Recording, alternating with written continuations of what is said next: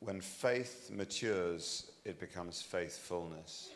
A ve chvíli, kdy víra dozrává, dospívá, tak se z ní stává věrnost. If all your prayers are always answered, then you don't have faith.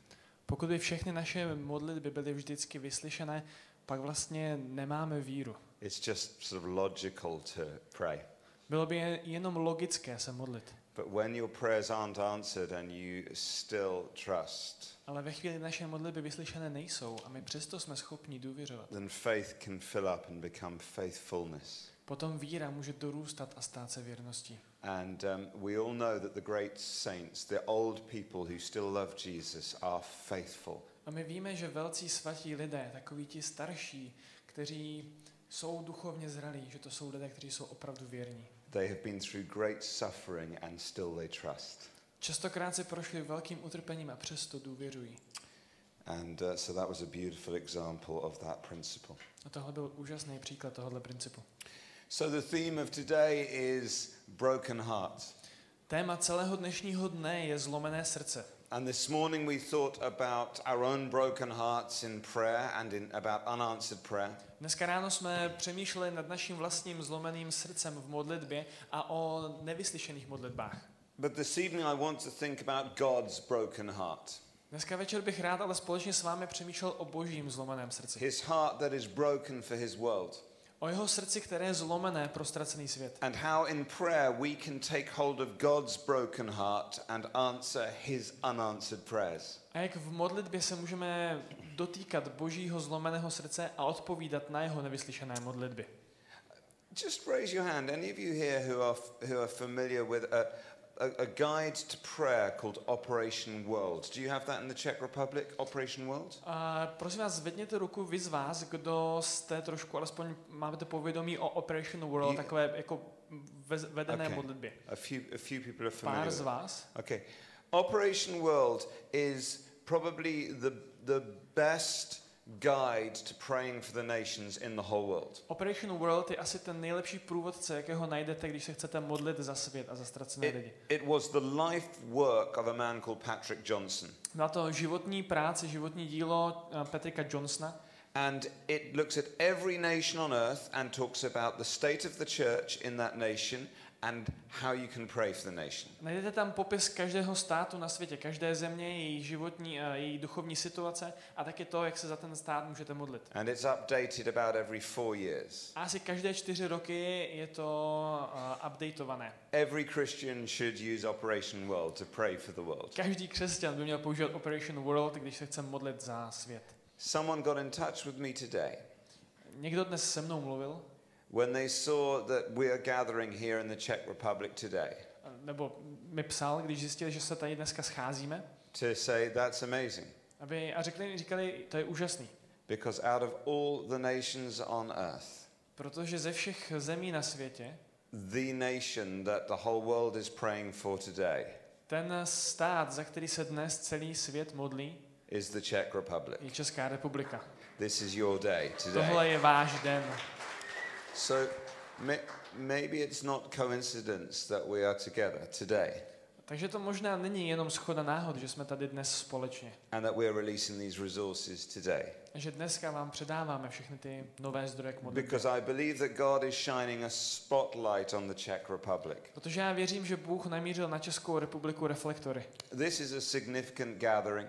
Tohle je významný setkání. And you know, I travel all over the world, but I am going to go home so excited by what God is doing here in the Czech Republic. Já cestuju po celém světě, ale můžu říct, že domů se budu vracet nadšený z toho, co Bůh dělá v České republice. Not just what he's done, but the sense of what he could be about to do here through you. A nejenom ohledně toho, co udělal, ale co skrze vás může udělat v budoucnu. And you know, I'm excited, of course, about the past in the Czech Republic. Jsem samozřejmě nadšený z té minulosti v České republice. You have an amazing history. Za vámi je úžasná historie. Especially in prayer and mission. Obzvlášť to se týká modlitby a misie. But I'm even more excited about the future for the Czech Republic. Ale ještě víc jsem nadšený ohledně budoucnosti České republiky. And mobilizing prayer is the key to you stepping into your destiny as a nation. A mobilizující modlitba je klíč v tom vstoupit do toho, co jako národ máte před sebou. Without a movement of prayer in this nation, you are dead already. Bez modlitebního hnutí v téhle zemi už teď jste mrtví. With a movement of prayer, anything is possible. Ale na základě modlitebního hnutí se může stát cokoliv. Because prayer is not just some religious activity. Protože modlitba to není jenom nějaká náboženská aktivita. Prayer is the intersection of heaven and earth. Modlitba je místo, kde se setkává nebe se zemí. Prayer is the moment when people use their free wills to say yes to God's will. Modlitba je moment, kdy lidé ve své svobodné vůli říkají ano Boží vůli. And so when thousands of people in a nation start to say yes to God's will, we know that miracles are about to happen. A ve chvíli, kdy tisíce lidí společně začnou říkat ano Boží vůli, tak víme, že se začnou dít zázraky. That's why we need to get behind the vision for prayer in the nation. To je ten důvod, proč potřebujeme následovat modlitební vizi pro tenhle národ. That's why every one of you can go and start a prayer room in your church. To je ten důvod, proč každý z vás může jít domů a založit modlitební místnost. Daniel will help you. Daniel vám pomůže. And his team. A jeho tým. That's why some of you are called to give financially to this vision. To je ten důvod, proč někteří z vás jste povolani, abyste finančně podporovali tuhle vizi. You know, anyone will give to the fight against, human trafficking. Nejspíš každý člověk je ochotný přispět na to, aby na boj proti obchodu s lidmi. Only Christians will give to prayer. Ale jenom křesťané budou podporovat modlitbu. And we're going to have to invest because we know this is a key to the kingdom of God coming in this nation. A my potřebujeme do tohle investovat, protože víme, že to je klíčové v tom, aby Boží království přicházelo do téhle země. And so I just sense that there is a new song that is rising up in the Czech Republic. A já tak nějak pociťuju, že roste nová píseň v A České new republice. generation who are saying, we want to just live for this completely. Nová generace, která je připravená říct, my chceme žít, aby se tohle stalo. This nation doesn't just have to be known for Skoda Tenhle ten národ nemusí být známý jenom kvůli Škodovkám and Pilsner a kvůli Pilsneru and Jara Zimmerman, nebo Jára Zimmermanovi. your most famous Czech. To byl ten nejslavnější Čech. This nation is a world leader in prayer, mission and innovation. Tenhle ten národ je světovou špičkou v inovacích, co se modlitby a misie týče. And God has put you at the geographical heart of Europe. A Bůh vás posadil do geografického středu Evropy, do srdce Evropy. At a time when Europe is the darkest mission field on earth. V době, kdy Evropa je tím nejtemnějším misijním místem na světě. God once raised up refugees from this area of the world to change the world. Bůh kdysi si použil uprchlíky z téhle země, aby proměnili celý svět. The Moravians, of course, who went to Herrnhut and started praying. Samozřejmě mluvím o moravských bratřích, kteří odešli do Herrnhutu a tam se začali modlit. And then from that prayer meeting took the gospel to many nations on earth. A z tohohle místa nesli evangelium na mnoho míst země. This is a time when refugees are once again coming into this continent. Tohle je doba, kdy uprchlíci znovu přicházejí do tohoto kontinentu. Your history is how God used you as refugees. A vaše historie ukazuje, jak Bůh si vás použil jako uprchlíky. We follow a God who came and was a refugee. My následujeme Boha, který přišel a byl uprchlíkem. Do we have eyes to see what God is doing at the moment? Dokážeme vidět to, co Bůh v tuhle chvíli dělá. Your history can become your destiny. Vaše historie se může stát vaším osudem. Your DNA does not change. Vaše DNA, ta se nemění.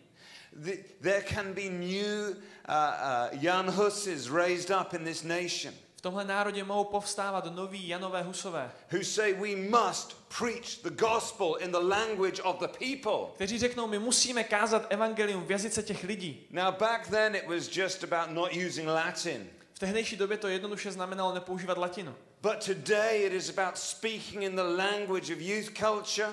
V dnešní době to ale bude znamenat mluvit jazykem mladých. Speaking in the language of education, politics and the arts. Mluvit jazykem vzdělání, jazykem politiky, jazykem umění. So we don't just talk within the church, but we talk prophetically to the culture. Abychom si tak jenom hezky nepovídali v rámci církve, ale mluvili prorocky téhle kultuře. This is your history, you led in it. It can become your destiny. Tohle je historie, tohle je vaše historie a může se stát vaším If osudem. you will speak up and pay the price. Pokud budete ochotní otevřít pusu, promluvit a zaplatit tu cenu. Hopefully it won't be the price that Jan Hus had to pay. Já doufám, že to nebude cena, kterou zaplatil Jan Hus. God is raising up an army of intercessors. Bůh si povolává armádu přímluvců. In the Czech Republic v České republice around the world. A po celém světě. It is a move of the Spirit. Tohle je hnutí ducha. We live in the middle of the greatest mobilization of prayer that the world has ever seen. My žijeme v době, kdy nastává největší modlitební mobilizace, jako tenhle svět kdy viděl. That is not exaggeration, that is historical fact. To není, to nepřeháním, tohle je historická skutečnost. That is one of the big stories of our lifetime. Tohle je jeden z těch velkých příběhů našeho života.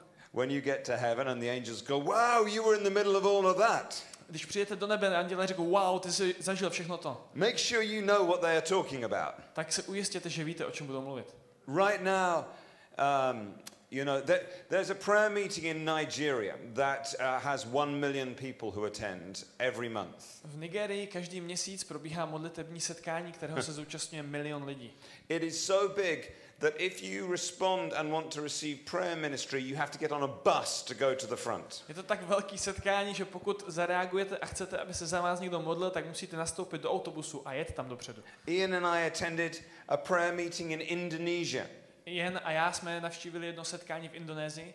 And you know, Indonesia is the world's largest Muslim nation. Indonésie je největší světová muslimská země. It's the 4th largest nation on earth. Čtvrtá největší země na světě. This prayer meeting had 3 million people at it. A na tomhletom setkání byly 3 miliony lidí. I got to speak to them for a few minutes. A já jsem k nim pár minut mohl mluvit. I was so scared. Byl jsem naprosto vyděšený. In the world's largest Muslim nation. V největší muslimské zemi na světě. And you and I haven't even heard of the leaders of that movement. A jen a já jsme ani neslyšeli o vedoucích tohohle hnutí. You must understand God is doing something historic at our time, mobilizing people to pray. Je třeba, abyste pochopili, že Bůh dělá velkou historickou věc a mobilizuje lidi k modlitbám. The 24/7 prayer movement is just one small part of it. A modlitební hnutí 24/7 je jenom jedna malá část tohohle všeho. You know, we started on the 5th of September 1999 in England. My jsme začali 5. září roku 1999 v Anglii. And in the year 2000, I attended a meeting in Prague. V roce 2000 jsem se zúčastnil jednoho setkání v Praze. Where the other speakers was a man called Mike Bickle. Tam byl řečník jménem Mike Bickle. Who's from America and he leads a thing called the International House of Prayer. Který je z Ameriky a který vede hnutí Mezinárodní dům modliteb. And then a Catholic nun called Kim Marie Collins. A potom katolická jeptiška, která se jmenovala in a long white habit. V dlouhém bílém So Mike Bickle, Kim Collins and I walked into a bar in Prague. A my tři jsme jednoho dne šli do baru v Praze. And all the locals were like, huh? Všichni ti místní tam nás hleděli a zírali. Because of the nun. Kvůli té jeptišce. And we started to talk. A začali jsme se bavit. And Mike Bickle said, we're praying non-stop. No one else in the world is doing it. A Mike Bickle říká, my se modlíme non-stop, nikdo jiný na světě tohle nedělá. And I said, we are. A říkám, my jo. He said, oh, when did you start? A říká, a kdy jste začali? I said, 5th of September 1999. When did you start? 5. září 1999. Kdy jste začali vy? He said, oh, we started on the 5th of September 1999 too. A říká, my jsme začali 5. září 1999 taky. And then Kim Collins said, well, we started around then too. A potom Kim říká, no my jsme někdy tou dobu začali taky. And then when we were in Indonesia, we said, when did all this start? My jsme potom v Indonésii se ptali, kdy tohle všechno začalo. They said November 1999. A oni říkali listopad 1999. Within a few weeks, at the turn of the millennium, God mobilized prayer. Během pár týdnů na přelomu tisíciletí Bůh mobilizoval modlitby. The Global Day of Prayer went from South Africa into every nation on earth in about 5 years. Celosvětový den modliteb se z Afriky během 5 let rozšířil po celém světě.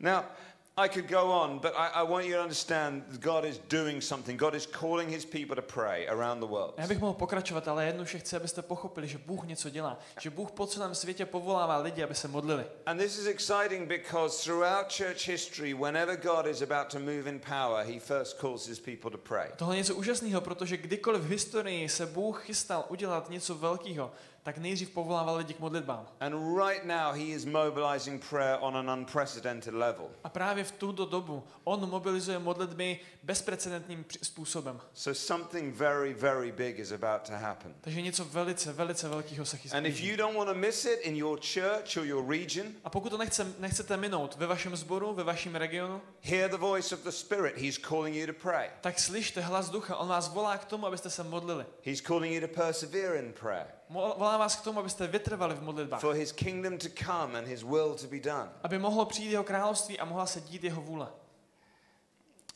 Many of you will know that I was called into this when I was a long-haired student. Mnozí z vás vědí, že já jsem do tohohle všeho byl povolaný v době, kdy jsem byl student s dlouhýma vlasama. And I'd been hitchhiking all around Europe. Po celé Evropě jsem stopoval. With my friend Nick, who's very tall and very handsome. Spolu s mým kamarádem Nickem, to byl takový dlouhán, moc mu to slušelo. I just sort of followed him around Europe as his mini friend, you a já know. jsem byl takový trošku jeho stín, takový ocásek za ním po celé Evropě. And one day we ended up in the most southwesterly part of Portugal. A jednou jsme byli v nejjižní části Portugalska. There's a place called Cape St. Vincent. Jmenuje se to Cape St. Vincent. The Romans thought it was the end of the world. Římani měli pocit, že to je konec světa. It's where the Atlantic and the Mediterranean oceans meet. To je ten bod, kde se setkává Středozemní moře a Atlantik. And at night I couldn't sleep. I got up, I climbed out of our tent. A jeden večer, jednu noc jsem nedokázal usnout, tak jsem vylezl z našeho stanu. And I remember trying to pray. Pamatuju si, že jsem se snažil modlit.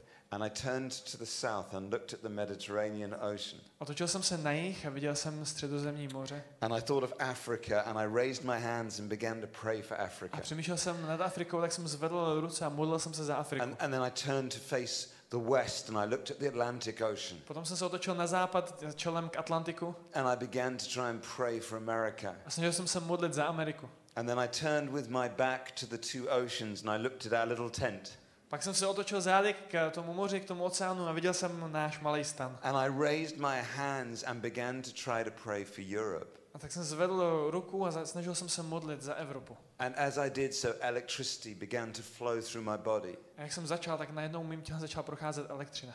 And I began to shake violently. A já jsem se začal divoce třást. Nothing like this had happened to me before. Nic takového se mi nikdy dřív nestalo. I know some of you guys are like, oh yeah, the shaking thing, yeah. A někteří z vás říkají, jo, tam to třepání, jasně. You guys are crazy. Jste divní. I didn't know what was happening.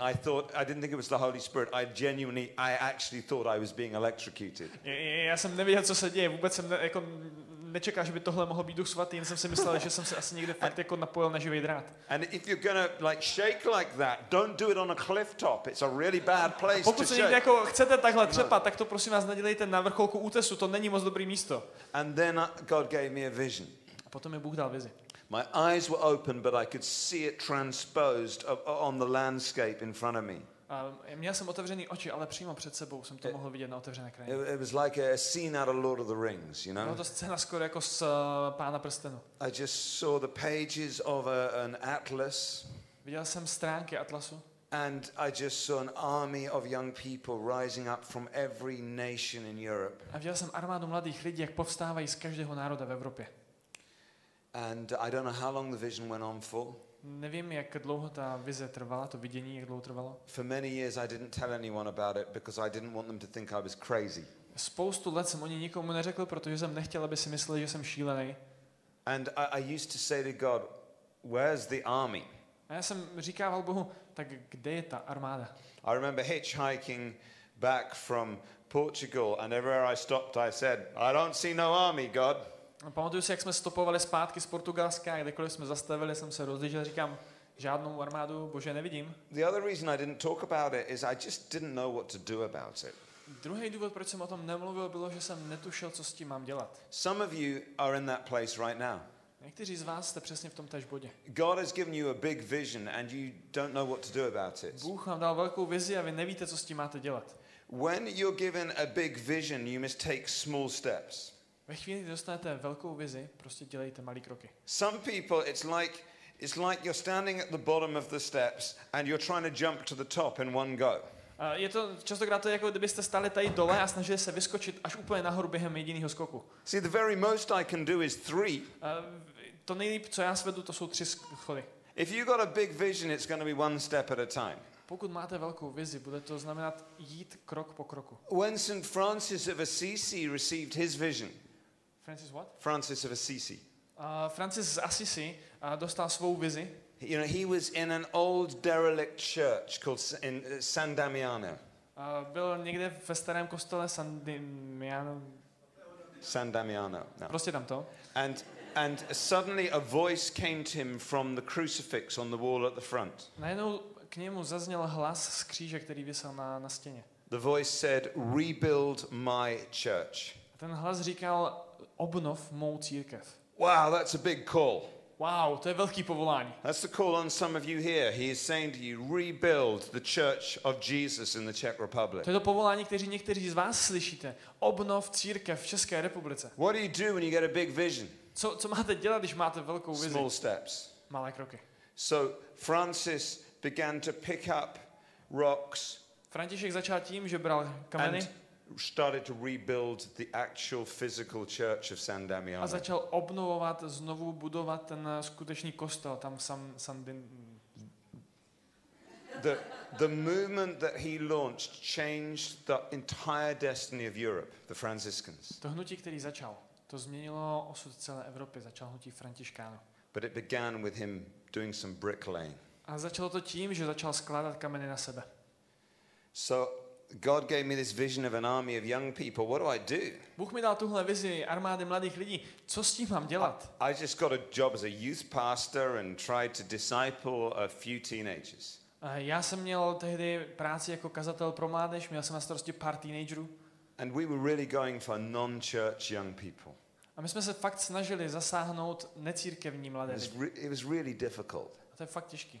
You know, often people would become Christians and then maybe 1 year later they'd give up. Někdy nebo častokrát někteří se obrátili a potom po roce mávli rukou a šli pryč. And we were dealing with people with so many problems. Museli jsme se vypořádávat se spoustou problémů. People who were cutting their arms and legs so bad that the sheets in their bed would be stuck to their body in the morning. Měli jsme tam lidi, kteří se řezali na rukách, na nohách tak moc, že ráno se probouzeli s přilepeným prostěradlem. I was often in the hospital with people who had taken drug overdoses. Častokrát jsem byl v nemocnici s lidmi, kteří byli na drogách a předávkovali se. Most of them knew the power of the occult. They'd seen many supernatural things happen. A většina z nich měla zkušenosti se sílou okultismu, zažila nějaké nadpřirozené věci. And so of course they said, well, if Jesus is real, there's got to be miracles with Jesus. A tak jednoduše říkali, pokud Ježíš je skutečný, pak se kolem něj budou dít zázraky. And there were. We saw many miracles. Oni se děli, viděli jsme spoustu zázraků. But it was hard and slow. A bylo to těžký, bylo to pomalé. It wasn't an army. Nebyla to armáda. And it was really after doing that for several years that finally I just got exhausted. A teprve po x letech, co jsme tohle dělali, jsem došel do bodu, kde jsem byl vyčerpaný. In the little Christian world, I was starting to get applause, you know? V tom svým malým křesťanským světě tam lidi začínají tleskat. Because we were innovative, we had DJs leading worship and protože jsme byli inovativní, my jsme na chvalách DJ, kteří to vedli. we had planted a church in a bar and stuff like that. Založili jsme sbor v baru a podobně. And but in my heart I was just dying.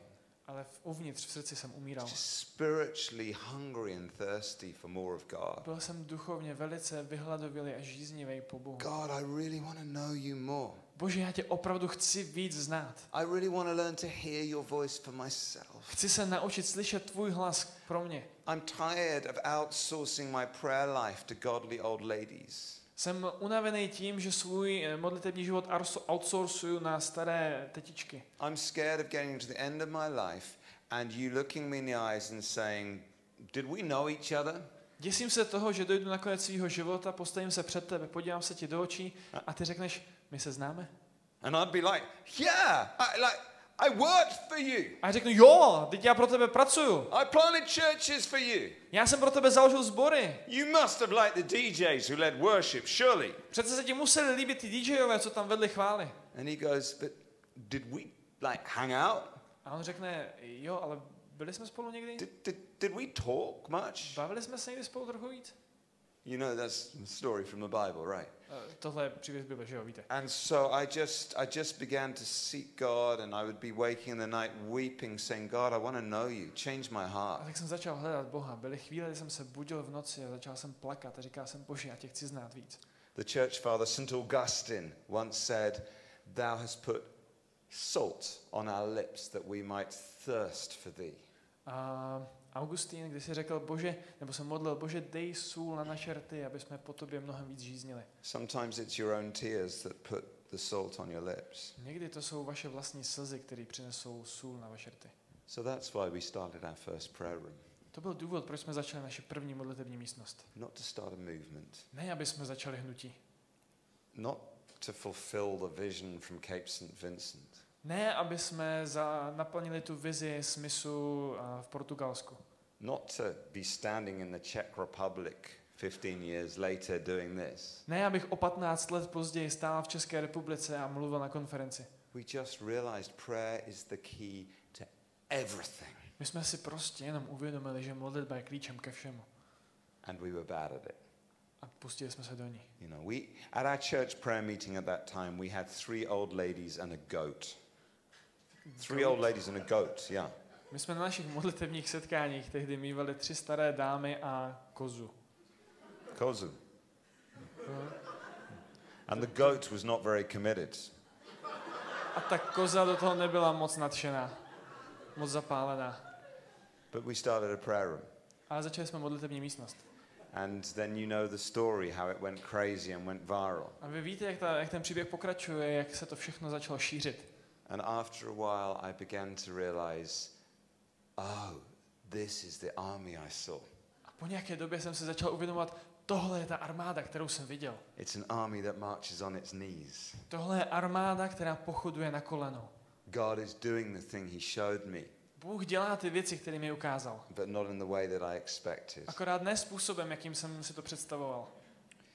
And there was a particular bit of graffiti that went up on the wall in that first prayer room.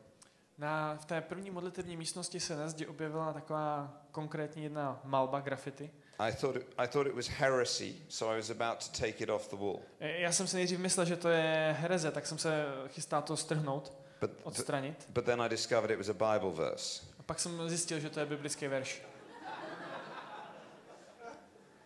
And it's Isaiah chapter 62. Je to Izajáš 62.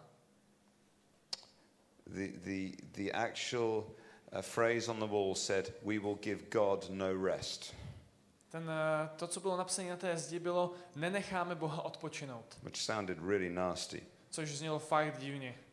But Isaiah 62 verses 6 and 7. Ale v Izajášovi 62 verších 6 až 7 describes what we see God doing all around the world. Tam je popsané něco, co vidíme, že Bůh dělá po celém světě. You might want to look it up if you've got the Bible on your phone. Jestli máte Bibli nebo Bibli v mobilu, můžete si to najít. Or in a book. Anyone here got a Bible in a book form? Máte tu vůbec někdo ještě tištěnou Bibli? Old school. Stará škola, jo. Some of you like you can get it in a book. A někteří z vás říkají, ono se to dá koupit i tištěný. Swipe left, swipe right, you know. Posun doprava, posun doleva. If you're reading the Bible on your phone, don't play Angry Birds. Pokud čtete Bibli na mobilu, nepuste se do Angry Birds. Or you'll go to hell. Nebo půjdete do pekla. Isaiah 62 verses 6 and 7 and Thomas is going to read it. Izajáš 62 verše 6 až 7. Na tvých hradbách, Jeruzaléme, jsem ustanovil strážce. Po celý den i celou noc nikdy nebudou sticha. Vy, kteří připomínáte Hospodina, nedopřávejte si klidu. Ani jemu nedopřejte klidu, dokud Jeruzalém neupevní a dokud ho neučiní na zemi slavným. God is raising up people who will take their position on the walls of Jerusalem, keeping watch by day and night. Bůh si povolává lidi, kteří zaujmou své místo na jeruzalémských hradbách a budou hlídat dnem i nocí. When they see the enemy attacking, they will cry out. Když uvidí blížícího se nepřítele, strhnou poplach. When they see messengers coming with good news, they will cry out. Když uvidí posly, kteří přicházejí s dobrou zprávou, rychle to rozhlásí. You may well be here today because God is calling you to be a watchman on the walls of Jerusalem. Možná jste dneska tady proto, že si vás Bůh povolává jako strážné na jeruzalémských hradbách. There's this call to give ourselves no rest and give God no rest until we see the kingdom come. Možná dostáváte to povolání nedopřát si klidu a nedopřát klidu ani Bohu, dokud neuvidíme jeho království. But please, will you notice the context for such prayer? Ale prosím, všimněte si i kontextu tady téhleté modlitby nebo tohohle. Thomas is going to read verse 4 of Isaiah 62. Verš 4. Již se o tobě nebude říkat opuštěná a o tvé zemi se již nebude říkat pustá, ale budeš nazývaná mávní zalíbení a tvá země provdaná, protože Hospodin bude mít v tobě zalíbení a tvá země bude mít manžela. It's a beautiful promise, To je krásný slib, but it's in the future tense. ale je to něco v budoucnosti, do budoucnosti. In other words, at the moment, Jerusalem is deserted. Jinými slovy, v tu chvíli, kdy zaznívá ten slib, Jeruzalém je opuštěný. At the moment, they feel desolate. V tu chvíli se oni opravdu cítí pustí. Perhaps you look in your own life and you feel deserted and desolate. Možná se díváte na svůj vlastní život a cítíte se opuštění a pustí. Or you look at your church or your community and you think we're deserted, there are so few of us. Nebo se díváte na svůj sbor a říkáte si, my jsme We're opuštěni, tady nás desolate. jenom pahár, jsme pustí. It's so dry. Je to vyschlý. That is the context in which we rise up and begin to cry out on the walls of Jerusalem. To je ten kontext, ve kterém povstáváme a voláme na těch jeruzalémských hradbách.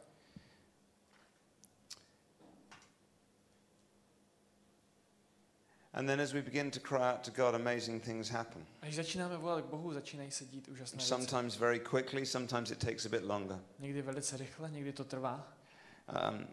You know, it's if you let's read verse 1 because then we'll see a little bit more of the motive for this kind of prayer. Pojďme se ještě přečíst verš 1, protože tam uvidíme, co má být motivací pro tyhle modlitby. This is what will help to sustain you as you seek to pray and mobilize prayer. Tohle vám pomůže vytrvat ve chvíli, kdy se budete snažit modlit a mobilizovat k modlitbě druhé. So verse 1. Verš 1.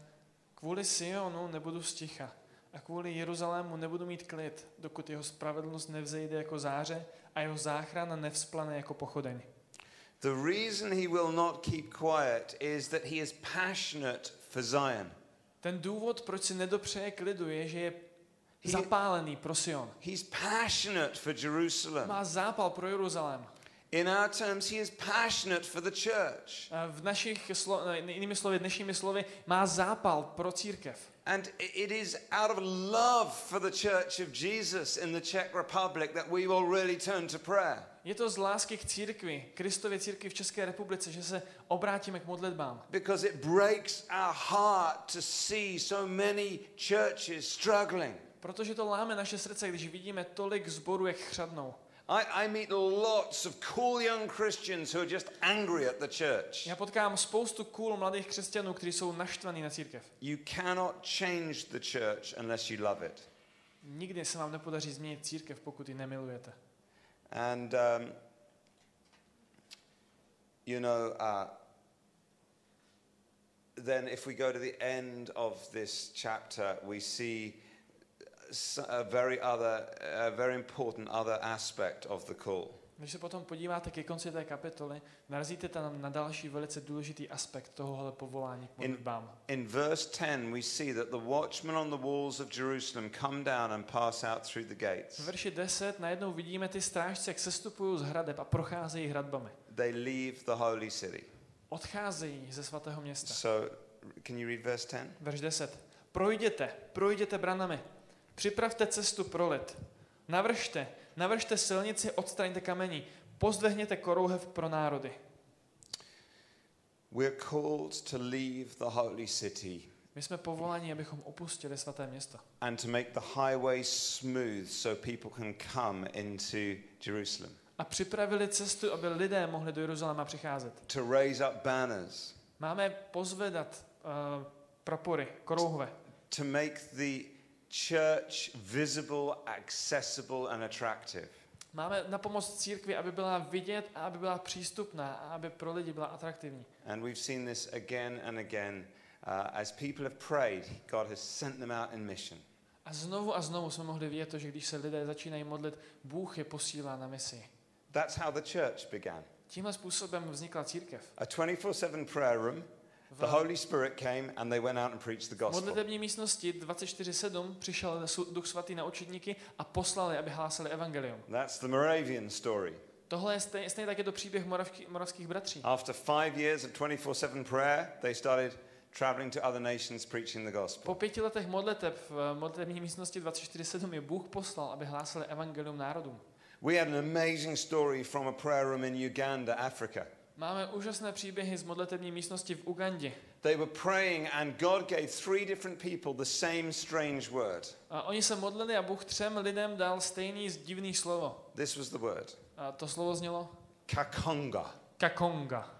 None of them knew what it meant. Nikdo z nich neměl tušení, co to znamená. So what do you think they did? A co myslíte, že udělali? What would you do? Co byste udělali vy? Googled it. Google, správně. They Googled Kakonga and they found out it is a small island on Lake Victoria, which is a very, very, very big lake.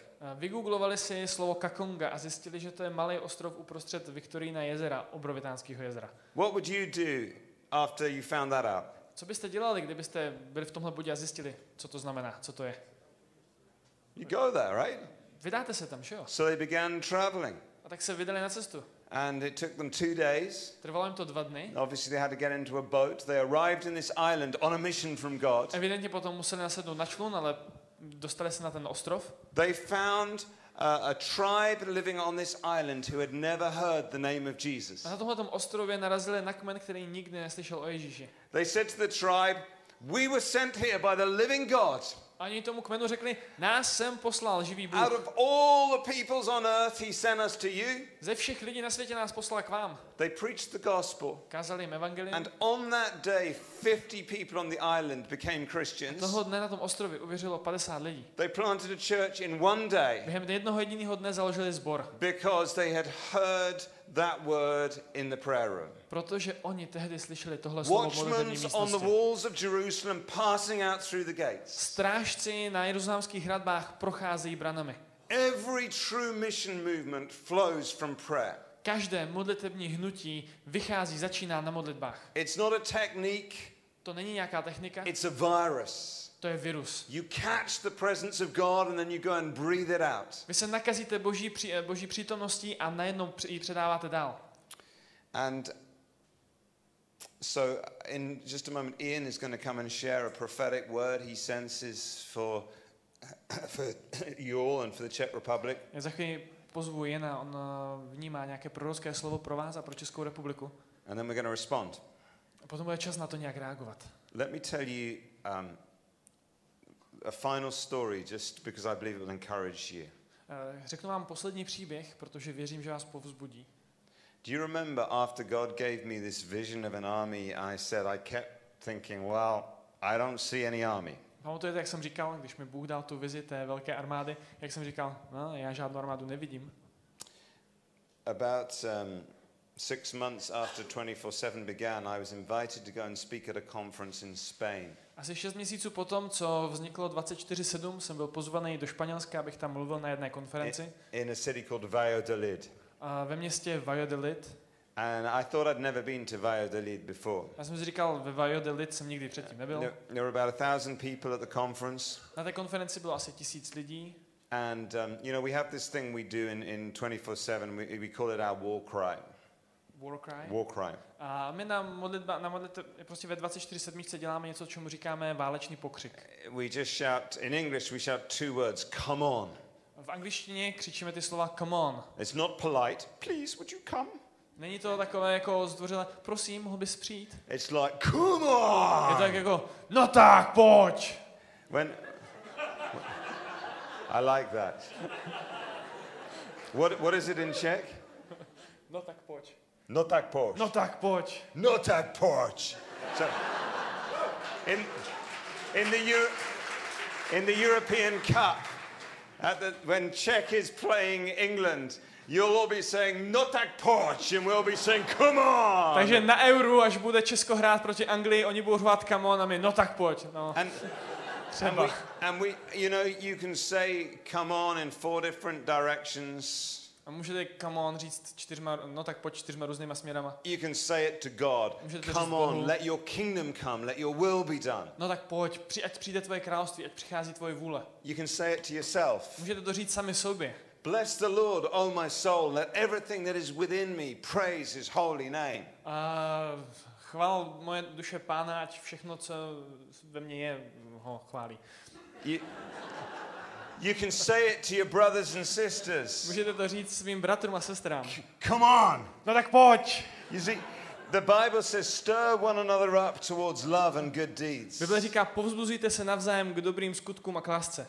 And then some people even want to say it down to the devil. A někteří lidi to jako mají tendenci říkat i ďáblu. You can do your worst to me. Můžeš mi udělat to nejhorší, co dovedeš. And you'll find out that I'm on a cross. A zjistíš, že visím na kříži. And that's your very worst nightmare. A to je tvoje nejhorší noční můra. Because that's when resurrection kicks in. Protože tam se začíná vlamovat vzkříšení. We for 15 years I've done this all over the world. 15 let a tohle děláme po celém světě. And anyway, we were at this conference in Spain with 1,000 people. My jsme byli na té konferenci ve Španělsku, 1000 lidí tam. And I said to them, we're going to do this war cry. A já jsem mi říkal, uděláme tady ten válečný pokřik. And we're going to go a little crazy. We're going to go a little crazy with it. Trošičku to budeme trochu jak šílený. And we got the drummer up. The drummer went crazy. Nechali jsme tam na bicí hrát ten to rozjel. The guitarist was like screaming guitar. Kytaristi to taky rozjeli. Everyone's jumping around, punching the air. Všichni skáčou pěstí do vzduchu. I'm looking out at 1,000 people doing a war cry. Já tam koukám na těch 1000 lidí, jak volají ten bojový pokřik. And then God speaks to me. A potom mi Bůh řekl. And he says, here's the army.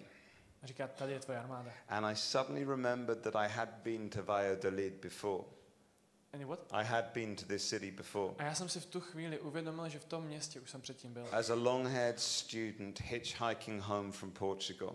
Jako student, který se vracel s dlouhýma vlasama z Portugalska domů. I had slept on a park bench in this city. V tom městě jsem spal v parku na lavičce. And God suddenly took me back there and I remembered I had sat in this city and said, where is the army? I don't see the army. A Bůh mi najednou připomněl, jak jsem před lety seděl v tom městě a říkal, tak kde je ta armáda? Já žádnou armádu nevidím. 7 years later I'm back in the city. O 7 let později jsem zpátky v tom městě. And I'm standing in front of 1,000 people doing a war cry. A stojím před 1000 lidí, kteří volají bojový pokřik. And he said to me, kid, here they are. On říká, kámo, tady jsou. You see, you may think 7 years is a long time, but in the eyes of God it is nothing. Možná si říkáte, že 7 let je dlouhá doba, ale v Božích očích to je nic. He said to me, I will never forget a single prayer you pray, even though you do. A Bůh mi říká, já nezapomenu na jedinou modlitbu, kterou se kdy budeš modlit, i přesto, že ty na ně možná zapomeneš. That is the most mind-blowing revelation. To je to nejúžasnější zjevení. That you are probably here now because of prayers you prayed years ago you don't even remember praying. Vy tu dost možná dneska jste proto, že jste se kdysi něco modlili, na co jste už dávno zapomněli. There are things you've prayed, you've forgotten about that he is still working on now. Jsou modlitby, které dávno vám zmizely z paměti, na kterých Bůh pořád pracuje. And one day you will look back on your life and realize every prayer was a seed sown in the ground. A vy se jednoho dne otočíte zpátky a zjistíte, že každá modlitba bylo jedním semínkem zasetých do země. And you will reap the harvest. A vy najednou začínáte sklízet úrodu. We must sow the seed if we want to see the harvest. Musíme zasévat ta semínka, pokud chceme zažít sklizeň. And so you may feel that many of your prayers were unanswered, but I think you will find many of them are just not answered yet. Možná máte pocit, že spousta vašich modliteb nebyla vyslyšena, ale já si myslím, že jednoho dne zjistíte, že nebyly vyslyšený doposud. He has heard your prayer. On slyšel vaše modlitby. Remember Anna and Simeon. Pamatujte na Anu a Simeona. Old people have been praying all their lives. Staří lidé, kteří se modlili po celý svůj život. Must sometimes have thought God didn't hear me. A rozhodně si museli během života mockrát říkat, Bůh mě asi neslyší. And then they hold Jesus. A potom mohli držet Ježíše. And Simeon says, I can go home happy. My eyes have seen the Lord. A Simeon říká, teď můžu jít domů šťastný, protože moje oči viděli Pána. So, in a moment, I think do you want to do the war cry? Should we do it? Za chvíli Yeah? chcete se pustit do toho válečného pokřiku? Jo? Are you up for this? Jdete do toho? No? Because you cannot do this politely. Protože tohle se nedá udělat jako jemně a zdvořile. You're going to have to go a little crazy if we're going to do Budete se do this. toho muset pustit trochu šíleně, You pokud know, se o to má pustit. Jesus often prayed in a loud voice, so if you don't sometimes, you're missing something Jesus thought was essential. Ježíš se častokrát modlil velice nahlas, pokud se nemodlíváte nahlas, možná o něco přicházíte. But Ian, just come and share what you've got and we'll respond. Prosím Iana, aby řekl tam to, co pro nás má. Okay. Europe is not a grey continent. Evropa není úžasný kontinent. It's a continent of colours. Je to kontinent plný barev. And I felt while we've been here Modlitba není šedý kontinent, je to kontinent plný barev. that all the different colours are coming out in their strong tones. A já vnímám, jak ty barvy ožívají v silných tónech. And God is really, today, God is wanting to set free. There's something about setting free the Czech identity, the Czech colour. A já vnímám to, že dnešek je i o jakémsi osvobozování identity české barvy. And I think there are three things. One is you need to embrace the colour. Don't be grey. A já vnímám tři věci. První, přijměte svou barvu, nebuďte šedí. And the second thing is make your voices heard. Druhá věc, ať je vás slyšet. And the third is step into the spotlight. A třetí, vstupte do záře reflektoru. We've been hearing Czech Republic is at the heart of Europe. We need the colour, the voice and the spotlight. Pete říkal, Česká republika je v srdci Evropy a my potřebujeme tu barvu, ten hlas a ty reflektory. And as we do that, God is wanting to pour out on the Czech Republic. This is part of what the prayer's been about. Go ahead. A spirit of revelation, a spirit of inspiration and a spirit of expectation. A ve chvíli, kdy se do tohohle pustíme, Bůh chce vylít na Českou republiku spirit of ducha, Expectation, očekávání, innovation, and inovace revelation. a zjevení. So as we stand and do the war cry, let's really cry out to God. Let's cry out to heaven Takže pokud se pustíme do tohohle bojového pokřiku, volejme do nebe for the Czech Republic za Českou republiku and the colour to come forth. a za barvu, aby se projevila. Okay, so let's get the band up. Já poprosím Let's kapelu, everyone aby stand přišla. up, please. Poprosím, abyste všichni vstali.